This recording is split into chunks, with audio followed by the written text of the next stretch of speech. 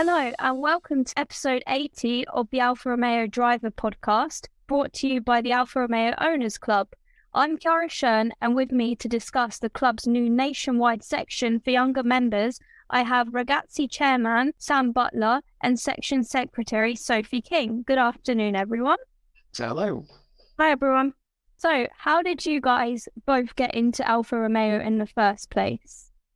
Okay, so I grew up in peak Top Gear when Clarkson was raving about them, basically, and it was the old adage of, you went to petrol head until you had an Alfa Romeo. I'm sure that's a massive cliche now that said, most young people that are getting into it, but that for me kind of always stuck. And actually, weirdly, I remember never really knowing what they looked like or anything like that from kind of being a young kid. So I kind of grew up around, I don't know, like 155 or 156 through to kind of 147 time.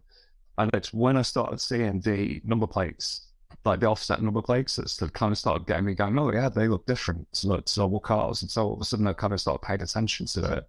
And so when I started driving, I remember thinking, I want one. Like I always wanted one. I always thought them quite unattainable.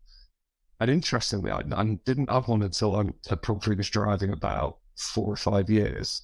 So before, but I'd always had quirky cars. So before I got my first Alfa, I was actually in an MG which, if you've never seen one, they're basically a Rover, but with a BMW diesel engine in them. They're quite, I remember it being referred to as the hearse by most of my friends who were around me at the time. It was like 21 driving this, rather flamboyant looking, but still quite, I guess, quite classy looking car. And yeah, I ended up getting into an Alfa Romeo Mito after that. And the MG inevitably died because MGs quite often do.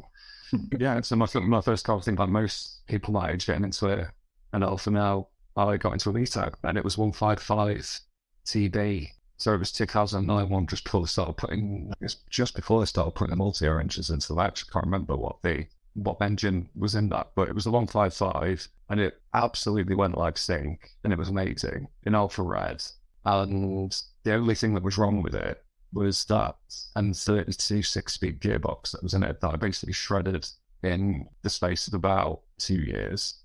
And I can remember the bearing just going ping one day, and the gear stick just flying back out into Oh my gosh. manual leather. But yeah, that was my first proper Alfa, and I absolutely loved it. And actually, as sad as it sounds, now and then I will still go and check the MOT data on it to see if it's still the road, because I'm fully open one day that I find it again. On a road or? Well, yeah, it is. I think it's still road. I'm pretty sure the last time I checked it was still road. I'm not actually sure. Am I able to stay out a registration plate on a podcast? I don't know. They might start close to him, but if you own BG09 GUD and it's still out there, I want to buy it. Please call me up and tell me, because I might buy it back off of you. But yeah, so that was my first Alfa, and I've been hooked on them ever since, pretty much. They're just a real thing about them, all of it. So that's been me ever since then. Were they quite popular when you got yours, or was it just you that was kind of out of the norm and went for one? I remember a friend of mine talking about going and getting a Mito when we were kind of first, definitely like early days of passing our test. I remember one of my friends thinking about getting a Mito and mentioning it, and us all going, oh, okay, fair enough. Someone's doing well. And then as it turned out, he went and got Polo, unfortunately. Okay. So that was... It's common, come on. So I was actually the first one to get an Alfa. This obviously typically gets the usual reliability jokes and everything else, but genuinely that car was bulletproof. The only thing that let it down was the gearbox, which technically is an Alfa anyway. So yeah, I will. It redeemed itself very well. But yeah, they weren't particularly popular, but I think it's just because at the time Mitos were still quite new. So I passed in 2011. Mitos were only like 2 years old at the time, so they weren't the easiest cars to get hold of, kind of second hand or for a decent price. But yeah, at the minute I could get one, I did, and as I just said, I haven't regretted it. What about you, Sophie? What was your first? So my first Alfa was a yellow Mito. fondly nicknamed Moses. I think I actually seen that one quite a lot posted, yeah. Yeah, he went everywhere. We went down to West Italia one year, Brands Hatch, which is about, I don't even know how many miles, but it was such a good day as well. He went up to Scotland with me, and he did not let me down at one point whatsoever. I do miss him, but I only sold him in February, so it's kind of like I can't really ask to buy him back at this point.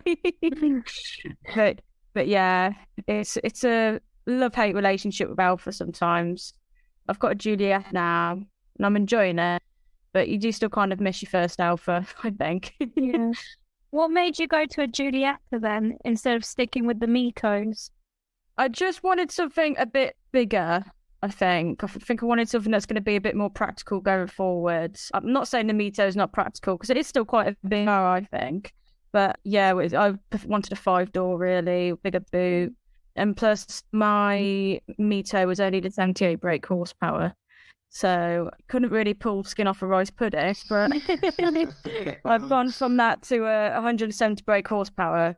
So quite a bit of a difference. I'm still getting used to it, that's for sure. I bet having 78 horsepower though, like I know that most people would scoff at that, but I bet you could absolutely kick it. And obviously because you were never breaking any, probably never really breaking too many speed limits, you could just really give it beans. Oh yeah, you can just kind of just like rag it as much as you try for a 78 bike. And it wouldn't break on you, that's for sure. It'd be absolutely fine. Listen, see that, yeah, no, I'm on board with that, because this is definitely what has, I mean, I can't say anything because I don't think I haven't really got a car that isn't, in some way nippy anymore, but I definitely miss the days of having like, I think like some of my very first cars, like Peugeot 306 that had like 90 horsepower, and it didn't have turbo or anything. I remember you could just belt that everywhere. Yeah. And obviously within reason and within legal limits, but you could absolutely belt that everywhere. And it was a lot of fun. And you just never really had to worry about putting it in a hedge. Whereas a lot of the cars that you get now, it doesn't take much to put them upside down.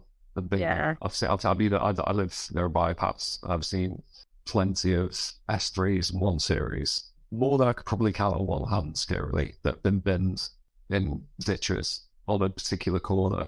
Yeah. Well, yeah, even down where I live, all the time, if you see a car breaking down, to be honest, I've never seen an Alfa Romeo breaking down near where I live. It's more like you were saying, like Audi or BMW, stuff like that. And for me, like my first car is what I have now, is a Mito, because I haven't been driving very long, and it's only 120 brake, but it's like a little pocket rocket. Yeah. You can rag it anywhere, and even though it's not the fastest car on the road, it's still got quite a lot of power for a little car. Yeah. Yeah. And I think the thing that really does it for Alfa as well is just the way that they handle. Oh, yes. 100%. Yeah. I remember that being the first thing that really got me into it, was how quickly you could turn the wheel and the car was following it. And I think it was, I used to refer to it as like driving on rails or driving on Velcro. It was just like, they just turn and hit a corner so well. Yeah. And let's face it, most roads around here, you can't actually get most of the power out of the car anyway. So the place that you have fun is when you hit the B roads, when you hit the, like, I mean, I've got the Peak District on the doorstep, so you can just go out and rag it all over the little corners and stuff that are going out, and you never really get more than like 40, 50 miles an hour, but when you do, it's just so much fun being able to chuck them around. Yeah. So what colour is your Visa, Jar? Red. And it's really ironic because it's called Giulietta Red, but it's a Mito. So, but no, I actually, honestly, like my dad's always had Alphas. He had a red Giulietta as well. So it was like mine was kind of the mini version of his car. And my granddad's always had them too. So that's kind of how I got into them. And honestly, since I've had this car, I've had so much fun with it. Like doing all the modifications and stuff like that. And even like just driving it in general. I went on a road trip to Wales a couple years back in it. So speaking, like Sophie was saying about Moses and stuff like that, never broke down. It was really reliable. And when you drive along the roads in Wales, it's absolutely gorgeous and a lot of fun because there's a load of corners. Yeah, it's really good. Yeah. I was just about to say, we live near Wales, so we do go there quite often. Yeah, well, we live in Worcestershire. It's close enough to Wales. Yeah, but the roads around there are just insane, and it just does it. The car handles so well, especially on those B roads and stuff. It's just incredible. And so, Chiara, is your family's Italian speaking, right? Am I right? Yeah, so my mum's Italian, and then my dad met her in Italy, so I'm half British, half Italian. So it's quite a good mix, actually. I get the best of both worlds. It's also the best Alpha endorsement, clearly. But Yeah. it's probably a good time then. Yeah, probably. So you can tell, because I've heard this from a couple of people already, obviously talking about having a group called Ragazzi. Can we put this to bed? What does Ragazzi mean in Italian? Yeah, so ragazzi is like a group of people, and if you're using it as a plural, ragazzi can be referred to guys and girls. So it's really annoying when people say, oh no, ragazzi is just for guys or this and that. No, because if you're calling a group of people over, like in English, you're saying, oh, everyone or guys or people come here. That's the same as when you say ragazzi. It's just like saying young people, It's just like a generic term. So when people just say, oh no, it's a bit not nice to call the group ragazzi because it's just referring to men or like young guys, it's not true. It's for girls and boys. So that's the end of that one. You have heard it here first. This is Exclusive. hot off the press. Yeah. Well, that's bad now. Useful. Oh, but I think, honestly, finding a name for this group took ages. Like, actually find one that people agreed on, especially because we have so many now. We have the modified group, we have alpha female, and then all the separate groups for each part of the UK. Obviously, we wanted something that kind of stood out a little bit, I think. Yeah. Yeah. Yeah, we got kind of where the cash is the essence of it as well, doesn't it? We Alpha is inherently an Italian brand, and we wanted to keep some of that Italian heritage in it as well. Part of the pull, I think, particularly for, say for me, like I'm speaking for everybody, but obviously not, but I love all things Italian. There's just an elegance and an essence to it that drags you in, and whether that's Italian clothing, Italian colours, whatever it is. I love the fact that we've kept an Italian word in the name. I'm sure we'll probably hear something from people that prefer it. Tonali, Tennails, whatever they want to call it, but again, that's just for me. It's just I'm glad that we're going down the route of how it should be, and then keeping some Italian heritage in that. Yeah, I agree with that because that's where alphas come from. So I think it's good to keep a link back to that. And then also all the stuff now, for example, all the new alphas, they're still all called Italian names. It hasn't changed since they first came out till now. It's always been an Italian name for each car, and it just shows how they just want to stick to that, and that's like their morals in a sense. Because I feel like now a lot of car brands and stuff are just all like they're all the same really, because they've all got these numbers or they've got similar names, and it's just like boring and you can't really tell the difference. But each alpha is completely different, like Stelvia, the Quadrifoglio, like it's completely different. Whilst with no offense to people who like BMW and stuff, but you have like E36, then you have another number, then you have this now, and I'm like, what's the difference between each one? Yeah, I get it. I really want to test drive this now, and there's a couple of free slots coming up this week, each down at Derby, which is probably one of the closest. Yeah, I think there's one now actually. The Stemnick or Chesterfield's the closest one to it, but each selling Derby's got a couple of slots. And I've heard some really good stuff about the plug-in hybrid version of the Tonali, and I've seen the miles hybrid one in the Slash. But I suppose this is a bit of an interesting topic, really, because I'm 30, so I'm kind of like pushing the age gap on Ragazzi anyway. But have either of you driven a hybrid yet or an electric car? No, I haven't yet.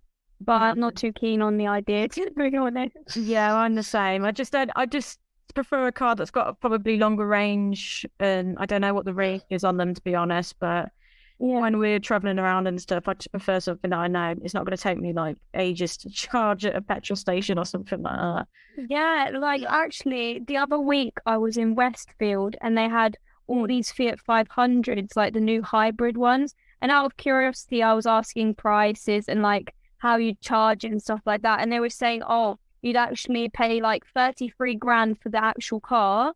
And then on top of that, like 2 or 3 grand to have the charger installed in like your garden or whatever.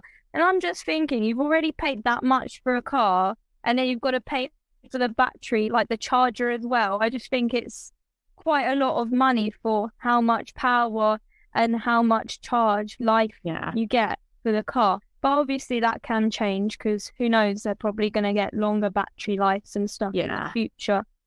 But then when you look at, I don't know, Teslas as well, then some people say the opposite. They say they're really good cars and they're really fast. So I think it's just a 50-50 thing still with them. Yeah. So my only experience with plug-in hybrids is I had a Mitsubishi Outlander for kind of like moving the kids around. And the one thing I would say about electric driving is if you're in a city or if you're in a town, or if you're kind of, just moving around generally and not really giving it anything, but you want a bit of comfort, nothing quite matches having just that immediate but really controlled. It's almost like gliding. It's like this kind of like gliding power that you get from it. And that side of it's really good. The one thing that I did find with that car, and I'll be interested to see if it's the same with the Denali, is the kind of difference between going from the internal combustion engine through to the electric engine, or even when you're using both. With the Outlander, it felt really clunky, and moving from one to the other, you could really feel this like lagging going between one from the next. And I know that things have moved on a bit since then, but it'll be really interesting to see how that works. And I really want the Denali to work. I think it's already looking really promising in Europe, but it's a gorgeous car. I know everybody's got opinions on SUVs and small SUVs versus hatchbacks and everything else, but I've had a Stelvio, and I've got a need for a big car. And for me, I really want the Denali to do well.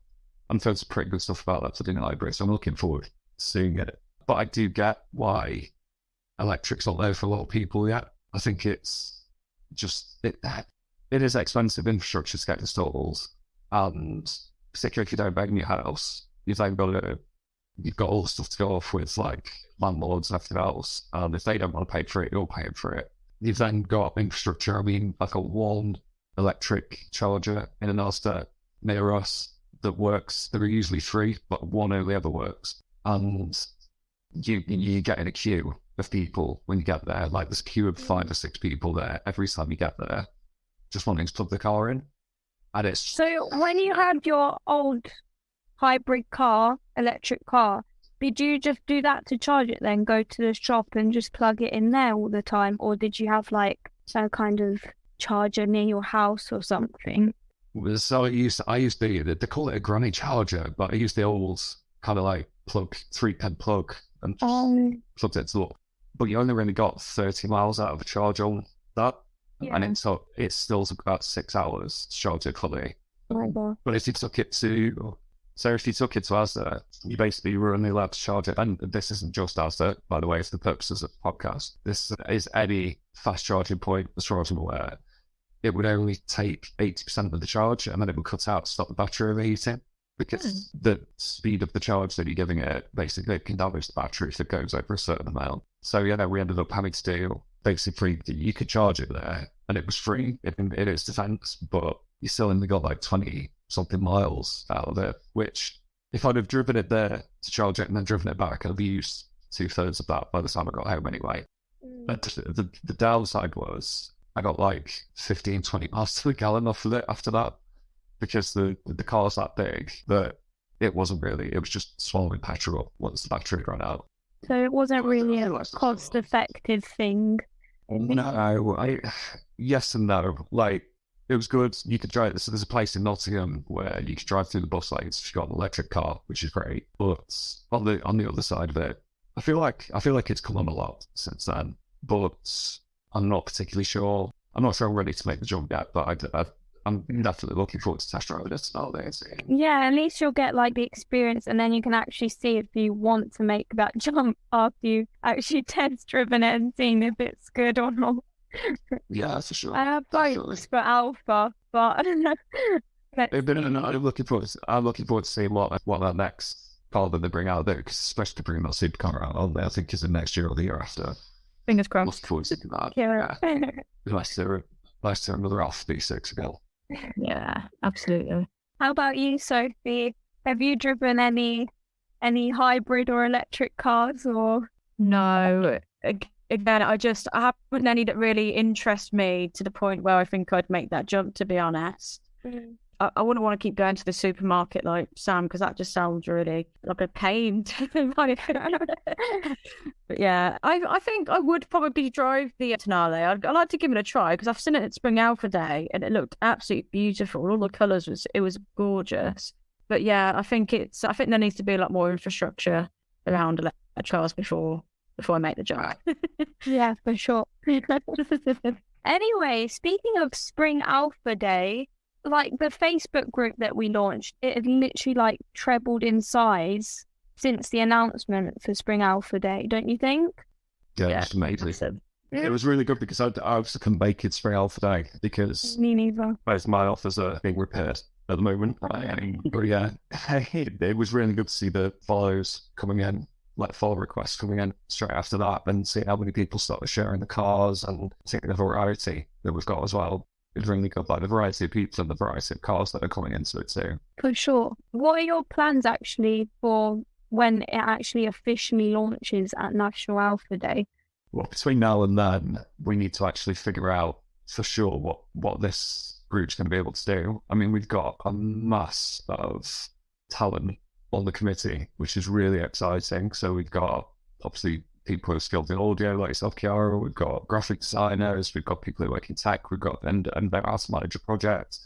We've got social media managers, content creators. We've got tons of really talented people that are really keen to make something of this. And same thing, I'm going to almost kind of joint secretary this, but I've kind of said, you know what, I want to give these people more chance to prove what they want to do with it, and I'm almost just going to kind of sit in the corner like the old man with the cane, just bumping every now and then and saying, oh, this might be a good idea. But it's, yeah, we've got really interesting people who want to do a lot of really interesting stuff with this. And the thing that I said, I think probably my main contribution to this was just saying I want to make this one of the most talked about car clubs in the UK. And I don't think that's not a difficult ask, but I don't think it's impossible. Alpha's got a really interesting community around it, and you've got people who really care about the aesthetic of the cars, clearly care about the ownership of the cars, and everybody sticks together around it as well. It's quite, I know that the Alpha referred to it now as the tribe. This one can't join in the tribe, and it genuinely just feel like they're the tribe. And I think we're going to get some of that coming out of what we plan on doing with it, basically. But it's a long way of saying we've got nothing down on paper yet, but what we need to do is take a look at what some of the other car clubs are doing. I mean, I've already seen there are car clubs out there that basically do camps and parties at the general events, obviously more tailored to the east side of things. We've obviously got festivals out there that we can tap into. There are more than enough airports and runways around here that we can tap into for things like drag racing and stuff like that. So there's lots of stuff that we can do. We just need to figure out what we're capable of doing, really. So we've got from now until August, which is only 3 months, which is scary. Seems far away, but it's not. Yeah, it'll be here before we know it. But we've got 3 months, so that's at least 3 committee meetings. That's however many times we can pop up in group chats and say, right, okay, can we build out? I think if we can build out 5 to 10 clear things that we want to do between now and then, while keeping some of the content flowing again on the channels that we've got, just to keep people interested and keep talking about the car sorters, I think we'll get a pretty good first year out of that. Like, I don't want us to run before we can walk because we need to not burn anybody out, but I think we can do some pretty good stuff in the first year. So for sure. I mean, by like seeing the progress we've made so far anyways, it's already like a leap, not even a step. We've done all of the TikTok, we've done the Facebook group, we've already planned quite a lot of stuff between us in the committee meetings and everything. So I think because, as you were saying, we have a lot of talented people, and the main thing as well is we haven't just got talented people, but also people who volunteered. They actually want to do this. So I think that is a positive side, and that's really going to help us with this. Yeah, definitely. I mean, the TikTok channel started a few weeks ago, but what else do you think we're going to do kind of media-wise to try and attract people to the group? Because I know obviously there's a stereotype with car clubs like with Alfa Romeo, Ferrari, stuff like that, that's more for the older generations. And obviously we're trying to attract younger people to join. So how do you think we can help that really? Well, the Owners Club, we're talking around 10 to 15% fall within the Ragazzi membership. So that's still a good few hundred people, which, you go to a local car club or like you even just pop up to the nearest kind of business park, car park at 11 o'clock at night. You can't get that many people together. It won't go no matter how hard you try. So it'll be good to, if we can get as many of those as possible interested and then start to show what owning an Alfa's all about. I'd love to see more people put away whatever preconception they've got of Alfa Romeo and actually go out and get one and get involved. Yeah. This far too much. It's back from like Alfa sub days, and that's just madness. It's like back from kind of like 80s, 70s, 80s of like Alfa Paps having a few too many Ferrari cars, and now all of a sudden everyone thinks that they're unreliable. Yeah, the whole stereotype.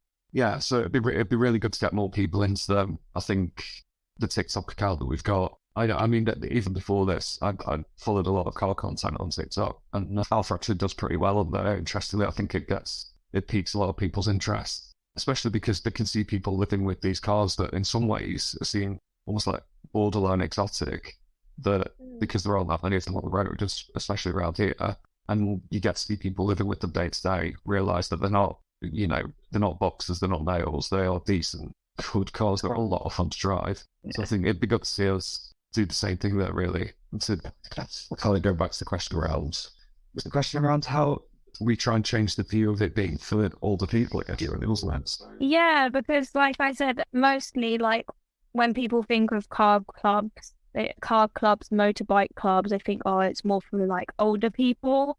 And I think that's also why like a lot of young people are a bit not scared, but they're a bit like, oh, I'm not sure whether I should join that. I'm not sure whether I'd fit in. Because I know when I first joined Alfa Romeo Club, I was a bit like, oh, I don't know, what if I'm the youngest there? Then I might not have anything to talk about. But then everyone was so friendly, so it was really nice. And then when I did the Beryl's Cafe meet, I got to like get to know a lot of other people, and that was really nice. But for sure, like for young people to join such a big community, it can be a bit scary and overwhelming. You're a secretary in that section, so how have you found out? Yeah, so it is. In our club area, it is quite a bit of the older generation, but also had quite a few younger people they've come up to us when we've been at the meet and stuff like that, and they've come to us like, oh, I love these cars. I'd love to have one of my own. And it's really nice to see that. And I think it's just changing that conception. They're not unreliable cars. They're fun to drive. They've got a lot of character. You can make them what you want. And I think it's about showing that there's not just these boring cars out there. And it's not all the bog standard Audi, BMWs, all that. It's a different car. And I think it's just about, as a young person, if you show up in an Alfa, I think people are going to be there like, wow, that's an interesting car. I might want one for myself. I think, especially when it's a bright yellow Mito. Exactly. I think it's hard to miss. Exactly. You never miss it in the car park. But yeah, I think it's just like if you see a younger person in Alfa, going up, talking to them and letting them know about the section, because we just got to get as many people into the section as possible to know it's a nice, friendly group of people within the community, really. Yeah, I agree with that. I mean, interestingly, so I've been in the club for at least 2 to 3 years, really. So I did it when I first. I not attended the club, but I'd never really gone out because I was dating Valves at the time. It was only bought my GTV and I got something that I wanted to show off. Yeah. I joined the club, and my local section is the Derbyshire section. So we do things like the peak runs. We've got another one coming up in May where we basically meet at Danby Pottery Village, do a set run through the Peak District, end up at another place, and then we'll go and get together. So like last year we did the Great British Car Museum, which is a fascinating place, by the way, if you ever go. If I remember, it's either one guy or it's a couple of guys' private collection, if I remember right. And I think there are additions to it. I'm sure you can Wikipedia it or give you more info, but it's a really interesting place that kind of takes you from right into from the 1920s into current times with British cars. But I think the problem with me is obviously I'm a bit of a geek when it comes to anything really, and cars in particular. So I'll happily go and talk piston rings and globe plugs and spark plugs with guys 20, 30 years older than me. That's okay. But at the same time, there is a part of me that's like, and this is why I loved the formation of this group so much, is that actually, no, I also just want to go and talk to somebody about, like, what's the best sound system for rattling the windows on the car when I'm driving, and like, what's the best exhaust that you put on there, and where was the best place that you've taken your car on a road trip with a few of your mates? Like that for me is the kind of thing that I'm missing in the group. I'm not seeing as much of. So even though I've really enjoyed everything that I've done in the group, being able to get this as well, the youth section, I think will be really exciting, really fun, and I'm really quite looking forward to it. There for the women's section, I think it's really, sorry, casual name drop there. They do a lot of like drive outs. For example, we did a Forest Dean drive out last year. We're planning on doing quite a few more this year. It'll be good to do that with a bunch of youth people as well, because I think just being part of Ragazzi is something special, and just drive outs with a bunch of your mates, just hanging out hanging out in your cars is a really fun experience, and it's just fun to experience it with a bunch of different alpha heads, really. Yeah. How did you get into Alpha in the first place? Did you get into it through other young people, or was it like through older people or something like that? Well, it was mainly my boyfriend's dad who had, when I met my boyfriend, he had an Alpha 147, my boyfriend had, and then his dad has got an Alpha Sud, which he's had for, I think, about 6 years now, and he absolutely adores that car. And I think my boyfriend took me up to Clee Hill in Shropshire, and he was like, oh, here's the keys, just try it around for a bit. And we were on a private road, and I just drove it around. I was like, oh my God, I need an Alpha in my life. And it was a bit of both, really. I think there's a lot to be learned from, obviously, the older generation. I think there's a lot to be learned from the younger generation as well. I think it's just a mixture of both that needs to be respected and listened to, really. Sure. How did you get into Aroc, actually? Did you just find that when you got your first Alpha, or were you already looking into that before? Yeah, so I got it when I was my first Alpha. I'd never heard of it before, and to be honest, I'd probably never heard of Alpha before I'd seen 147. But yeah, I could not join the group as soon as I got my Alpha, because I'd seen how great they'd been on when my boyfriend had posted in there, or his dad had posted in there. And I think it's just such a helpful place full of so many helpful, lovely people. And it's good to see that the Ragazzi section formed to help a lot of these younger people come forward as well. So I know it can be a bit scary posting in a group sometimes when you don't know anyone. Yeah, I know. I had that when I first got my Mito. It was quite embarrassing, actually. I don't know. I asked a question in the group about, what are they called? You know, the bits you put on the window so that when you open the window, it doesn't make the fluttering noise. Window deflectors. Yeah, that's it. And I asked why I couldn't put them on my Mito. And it was the most embarrassing thing, because it was my first car, so I didn't really know about that stuff when I first put it. And then everyone was putting in the comments, oh my gosh, it's a Mito. They don't have the rim at the top of the window to put it on. It's